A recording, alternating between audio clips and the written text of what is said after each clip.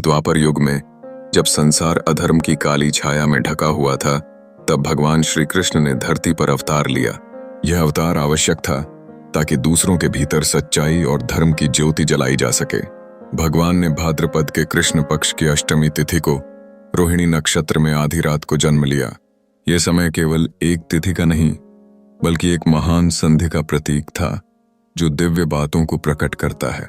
उनकी जन्म की रात आकाश में चंद्रमा सूर्य की तरह अपने प्रकाश से जगमगा रहा था। भगवान श्री कृष्ण ने चंद्रवंश में जन्म लिया था, जिसके लिए उन्होंने चंद्रदेव को वचन दिया था। जब उन्होंने यह बात तय की तो उनके जन्म का समय उसी आधी रात को निर्धारित हुआ।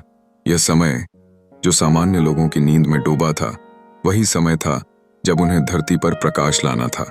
उनकी मातृभूमि में आते ही चारों ओर आनंद का वातावरण बन गया। श्री कृष्ण का जन्म केवल एक व्यक्तिगत घटना नहीं थी, बल्कि यह मानवता को एक बड़ा संदेश देने वाला था।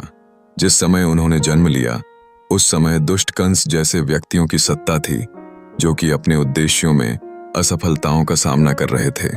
उनके जन्म से ही धरती पर एक नई आशा की किरण प्रकट हुई। कृष्ण ने अपने जीवन की शुरुआत एक साधारण गोपाल के रूप में की, परंतु उनके कार्य और जीवन की यात्रा उन्हें दिव्य सृष्टि में ले जाकर एक महान अवतार बना दिया। कृष्ण का जन्मोत्सव जन्माष्टमी के रूप में मनाया जाता है, जो भक्तों के लिए एक महत्वपूर्ण त्योहार है। यह रात उनकी लीलाओं और महान कार्यों का स्मरण करने का वक्त है।